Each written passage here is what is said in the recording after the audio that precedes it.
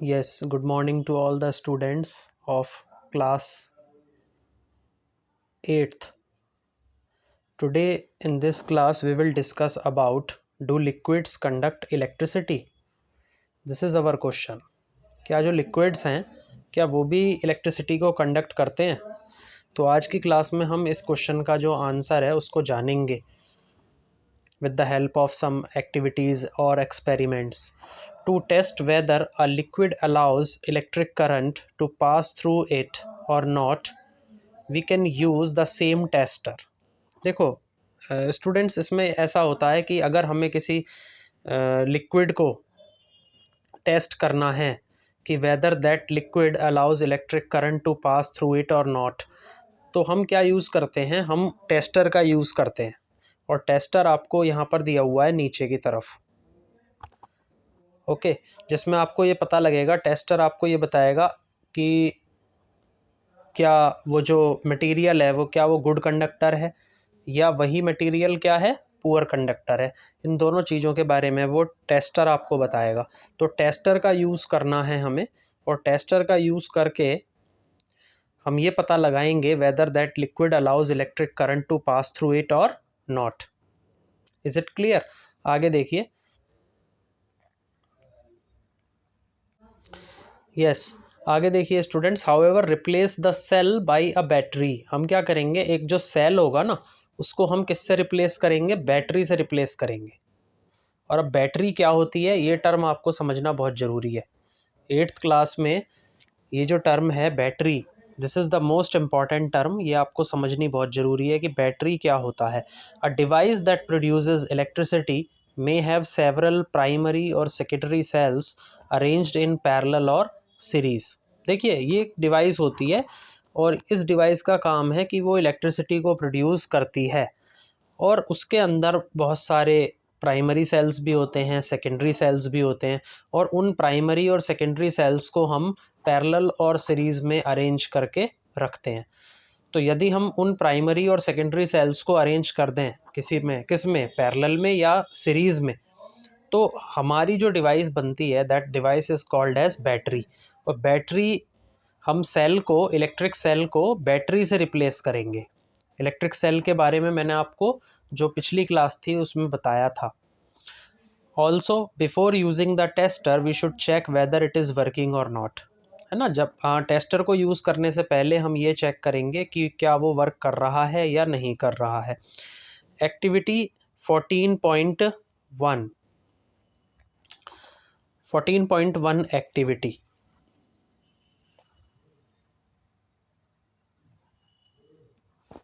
Join the free ends of the tester together for a moment. This completes the circuit of the tester and the bulb should glow. हम क्या करेंगे, जो tester के free ends हैं उनको एक साथ जोड़ देंगे एक मोमेंट के लिए। This completes the circuit of the tester. इससे क्या होगा, जो टेस्टर का जो सर्किट है वो कंप्लीट हो जाएगा। And the bulb should glow. Bulb क्या करेगा, ग्लो करेगा। ग्लो का मतलब होता है चमकना या शाइन।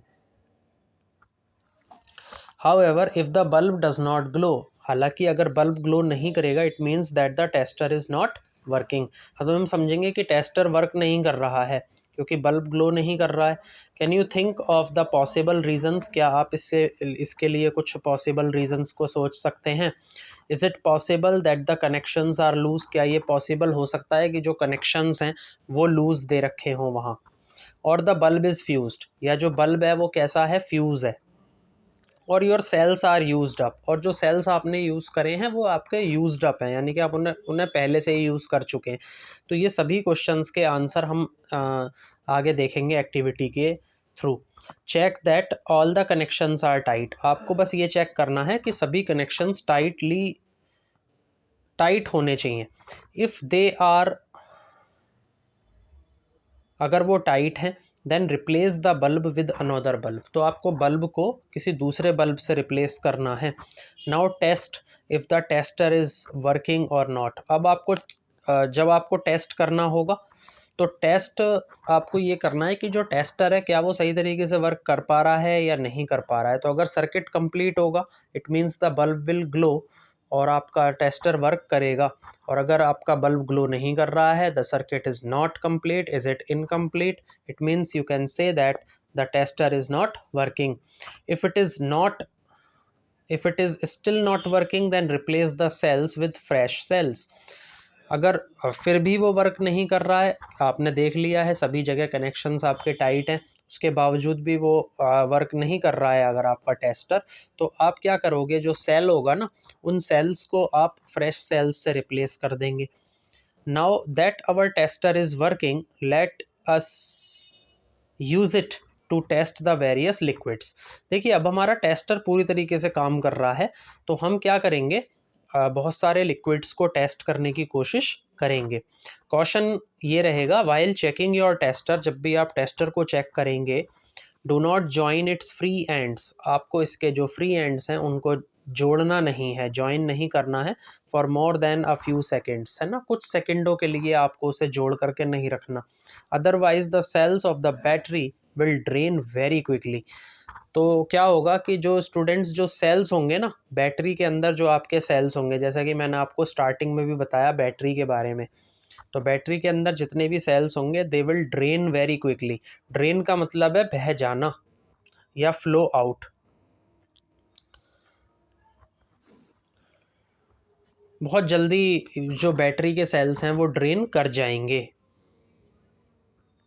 तो आपको कभी भी फ्री एंड्स को ज्वाइन नहीं करना है जब भी आप टेस्टर को चेक करेंगे। तो ये क्वेश्चन है, इस क्वेश्चन पे आप ध्यान दीजिए। एक्टिविटी 14.2 में हम देखेंगे किस तरीके से लिक्विड जो होते हैं वो कैसे इलेक्ट्रिसिटी को कंडक्ट करते हैं। Collect a few small plastic और रबड़ caps of discarded bottles and clean them. आपको क्या करना है, कुछ छोटी छोटी प्लास्टिक की बॉटल्स या रबड़ कैप्स जो कि डिस्कार्टेड बॉटल्स के हैं, डिस्कार्डेड का मतलब है जिनको आप फेंक देते हैं, डिस्कार्डेड का मतलब है ऐसी बॉटल्स का यूज़ करना जिनको आपने क्या कर दिया, थ्रो अवे कर दिया, यानी कि आपने उन्हें फेंक दिया। तो जो आपने बॉटल्स फेंक दी हैं उनके कैप्स ले लीजिए, छोटी छोटी स्मॉल प्लास्टिक बॉटल्स ले लीजिए, एंड क्लीन दैम, उनको साफ़ कीजिए। पोर 1 टीस्पून ऑफ लेमन जूस और विनेगर इन 1 कप। आपको क्या करना है, उसमें 1 चम्मच लेमन जूस या विनेगर, विनेगर बोलते हैं हम सिरका,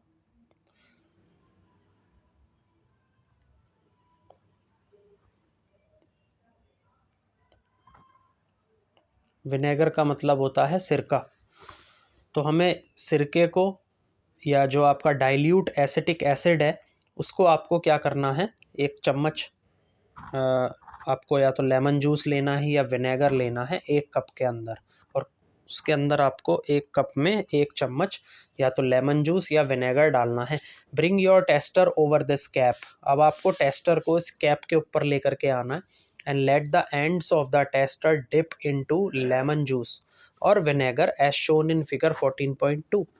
फिर आपको क्या करना है, अपने जो टेस्टर के जो एंड्स हैं उनको आपको लेमन जूस में या विनेगर में डिप करना है, डुबोना है, जैसा कि फिगर 14.2 में दिखाया गया है। अभी हम देखेंगे फिगर 14.2 क्या दिखा रही है। Take care that the ends are not more than 1 centimetre apart. ये चीज़ का आपको ध्यान रखना है कि जो एंड्स हैं उन दोनों एंड्स के बीच में डिस्टेंस 1 सेंटीमीटर का ना हो, 1 सेंटीमीटर से ज़्यादा ना हो। But at the same time do not touch each other, लेकिन वो एक ही समय पर एक दूसरे से जो फ्री एंड्स हैं वो टच नहीं करने चाहिए। Does the bulb of the tester glow, क्या जो बल्ब है, क्या वो उस टेस्टर का जो बल्ब है क्या वो ग्लो करेगा। डज लेमन जूस और विनेगर कंडक्ट इलेक्ट्रिसिटी, तो ये दोनों के दोनों, जो आपका लेमन जूस है या जो आपका विनेगर है, ये दोनों आपके लिक्विड्स हैं, क्या ये इलेक्ट्रिसिटी को कंडक्ट करेंगे। How would you classify lemon juice और विनेगर, अ गुड कंडक्टर और अ पुअर कंडक्टर। आप कैसे क्लासीफाई करेंगे, कैसे वर्गीकृत करेंगे लेमन जूस को और विनेगर को, कि कौन सा गुड कंडक्टर है और कौन सा पुअर कंडक्टर है। Let us see. This is figure 14.2, ये आपकी फिगर 14.2 है। इसमें क्या है, testing conduction of electricity in lemon juice और विनेगर। हम क्या करेंगे कि जो आपका लेमन जूस है, विनेगर है, हम उसमें अब इलेक्ट्रिसिटी का जो कंडक्शन है उसको हम टेस्ट कर रहे हैं। कंडक्शन का मतलब होता है प्रवाहकत्व या कंडक्टिविटी। Is it clear? तो we are checking the conductivity of lemon juice और विनेगर। इट मीन्स कि we are testing the conduction of electricity in lemon juice और vinegar. When the liquid between the two ends of the tester allows the electric current to pass, the circuit of the tester becomes complete। जब आपका जो liquid होता है दो ends के बीच में हो टेस्टर में,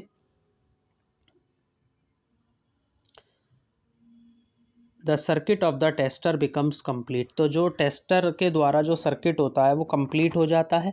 and the current flows in the circuit, current flow करता है सर्किट के अंदर। And the bulb glows, bulb आपका ग्लो करता है, चमकने लगता है। When the liquid does not allow the electric current to pass, जब वो लिक्विड, वही लिक्विड इलेक्ट्रिक करंट को पास नहीं करेगा, the circuit of the tester is not complete. तो मैं पहले भी बता चुका हूँ स्टूडेंट्स आपको कि जो सर्किट होगा वो इनकम्प्लीट रहेगा। इट मीन्स कि your tester is not working and the bulb does not glow, bulb आपका ग्लो नहीं करेगा। In some situations even though the liquid is conducting, कुछ कुछ सिचुएशंस, कुछ कुछ परिस्थितियां ऐसी हो सकती हैं जहां पर लिक्विड आपका कैसा होगा, कंडक्टिंग होगा। The bulb may not glow, bulb वहाँ पर ग्लो नहीं करेगा। It may have happened in activity 14.2, और ऐसा एक्टिविटी 14.2 में भी हो चुका है। What can be the reason, इसके पीछे क्या रीज़न है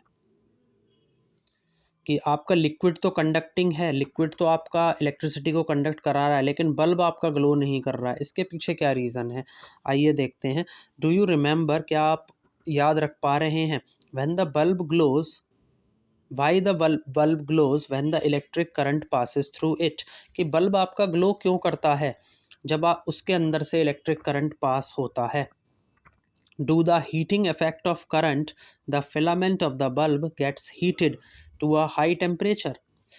देखिए, एक और चीज़ हम आगे पढ़ने वाले हैं स्टूडेंट्स, वो है हीटिंग इफेक्ट ऑफ करंट।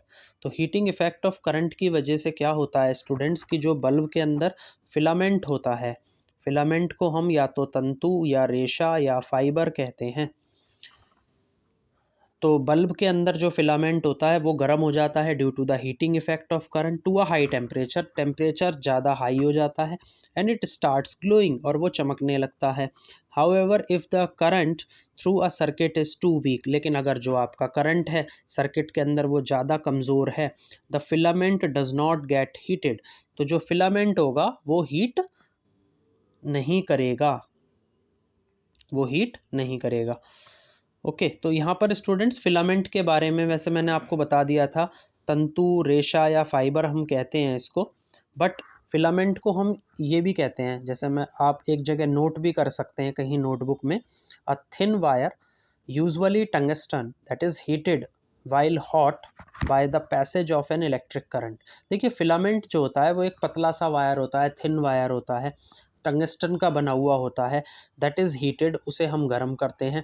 और जब वो गर्म होता है तो गर्म वो इसीलिए होता है क्योंकि उसके अंदर से इलेक्ट्रिक करंट के जाने का एक रास्ता बन जाता है।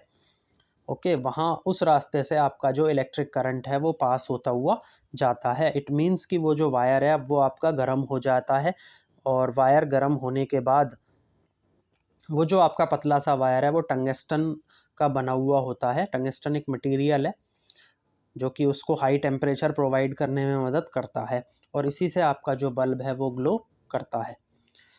ओके, तो फिलामेंट स्टूडेंट्स आप समझ गए कि फिलामेंट क्या होता है?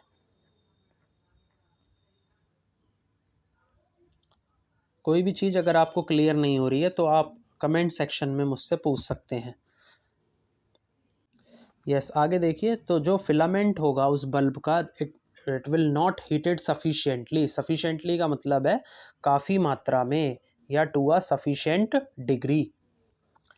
And it does not glow, वो ग्लो नहीं करेगा। And why is the current in the circuit weak, कि जो करंट है अभी सर्किट के अंदर वो इतना कमज़ोर क्यों है? वेल, दो अ मटेरियल में कंडक्ट इलेक्ट्रिसिटी, क्योंकि एक मटेरियल जो होता है वो इलेक्ट्रिसिटी को कंडक्ट करता है। It may not conduct it as easily as a metal, कि वो कंडक्ट उसे नहीं करेगा जैसे कि मेटल कंडक्ट करता है इलेक्ट्रिसिटी को, इस तरीके से वो उसको कंडक्ट नहीं करेगा कोई भी मटेरियल। अगर वो मेटल है तो वो इजीली कंडक्ट करेगा, जबकि अगर मेटल के अलावा कोई और मटेरियल है, सपोज़ कोई और मटेरियल जैसे प्लास्टिक है, रबड़ है, वो इलेक्ट्रिसिटी को उतने अच्छे तरीके से कंडक्ट नहीं करेंगे। तो उस केस में आपका जो बल्ब है वो हीट नहीं करेगा to a sufficient degree, or you can say it as sufficiently, and it does not glow, bulb आपका ग्लो नहीं करेगा। As a result, the circuit of the tester may be complete and yet the current through it may be too weak to make the bulb glow. As a result क्या होगा कि जो circuit होगा tester के अंदर may be complete, वहाँ उस case में वो कंप्लीट हो भी सकता है, नहीं भी हो सकता है। And yet the current through it may be too weak to make the bulb glow, और जो उसके अंदर से करंट पास हो रहा है वो भी बहुत ज़्यादा कमज़ोर हो जाता है, और वही फिर कमज़ोर होने की वजह से आपका बल्ब ग्लो कर भी सकता है और नहीं भी कर सकता है। Can we make another tester which can detect a weak current? Detect का मतलब होता है स्टूडेंट्स पता लगाना, किसी चीज़ को फाइंड आउट करना, पता लगाना। तो हम क्या पता लगाएंगे? हम कोई और टेस्टर बनाएंगे और उससे हम किसी वीक करंट के बारे में, कमज़ोर करंट के बारे में हम पता लगाएंगे। तो उसके आगे का जो वीडियो है स्टूडेंट्स वो हम नेक्स्ट क्लास में डिस्कस करेंगे। आई होप आपको यहाँ तक का जो वीडियो है वो अच्छे से क्लियर हुआ होगा। Please like, share and subscribe my video. Thank you.